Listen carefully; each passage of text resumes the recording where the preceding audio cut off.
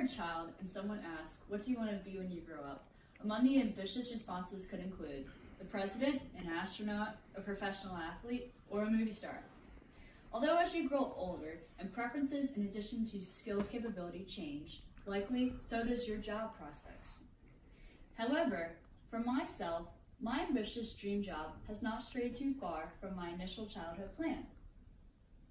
In fact, I am continuously academically and vocationally working towards my dream career, which is to be a defense attorney. Ultimately, I believe that being a defense attorney, specifically at a veterans court in particular, is a rewarding career for those interested in practicing law due to its job outlook, the advantages, and most importantly, the positive influence you will have on the lives of veterans, which are our nation's heroes. As a result, I will explain how to become a defense attorney in relation to the Veterans Court specialization option and my personal journey to seeking this dream career. As defined by the American Bar Association, a defense counsel is any attorney privately retained, assigned by the court, acting pro bono, or serving in a public defender's office, who thereby legally represents a client being investigated or prosecuted for an alleged criminal offense. Among the primary responsibilities of a defense attorney include the following: duty of confidentiality, duty of loyalty, duty of honesty, duty towards the court and the client to communicate effectively, duty to be well informed of legal options, duty to continuously evaluate those decisions at each stage of the trial, and finally, the duty to consider collateral consequences for your client, including possible conviction. I am most interested in pursuing this type of law because of my current academic majors at Penn State, thereby including political science and history. These majors have provided me a foundational background in comprehensive reading, writing, and research skills. In fact, political science courses I have taken, such as American Constitutional Law and Judicial Behavior, have motivated me to validate my application process to law school. Such a process includes earning a bachelor's degree, taking the law school admissions test, or LSAT for short, and completing application requirements such as a personal statement and letters of recommendation.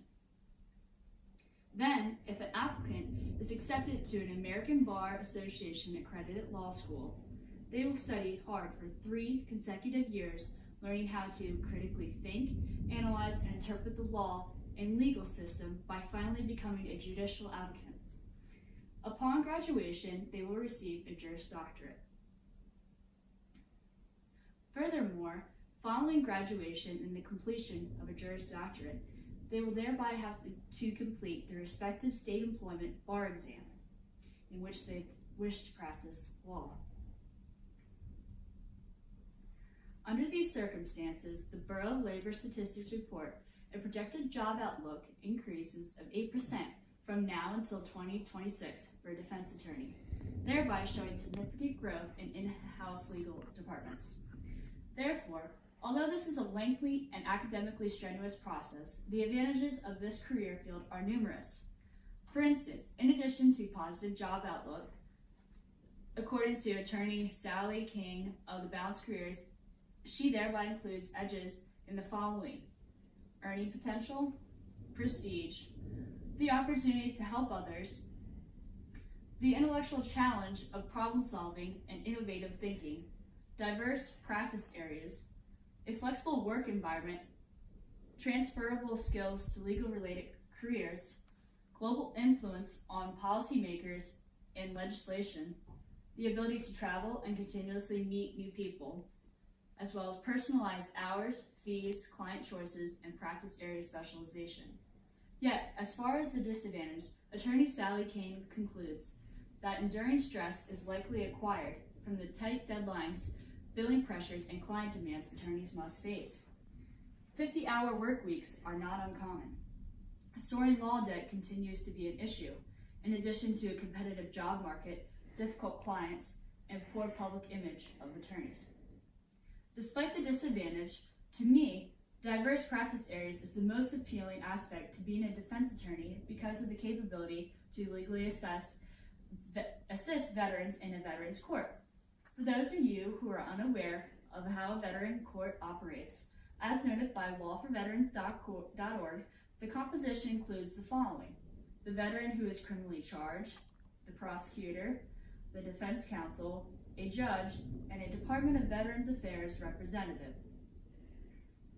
Subsequently, the official Unified Judicial System of Pennsylvania website declares that the Veterans Court operates to assist veterans charged with crimes who are struggling with addiction, mental illness, and co-occurring disorders, and thereby provide support and guidance from veteran mentors while completing a diversionary probation program as an alternative to incarceration.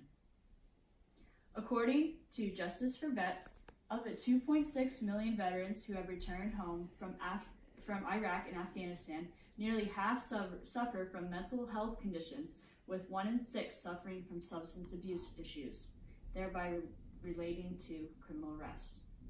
Above all, the Veterans Court is critical to offering treatment, accountability, and structure, with an impressive 98% success rate of avoiding follow-on arrest. The role of a defense attorney within a veterans court is especially pivotal to providing the respective client direction by providing encouragement, motivation. Overall, I explained how you can become a defense attorney and how you could work at a veterans court. Conclusively, as you can see, there are numerous job opportunities for a defense attorney, yet specifically working in a veterans court, as I hope I will one day do, will offer the opportunity to get our nation's heroes back to living healthy and successful lives through legal assistance. I thank you all for listening to me, and I hope you have a wonderful evening.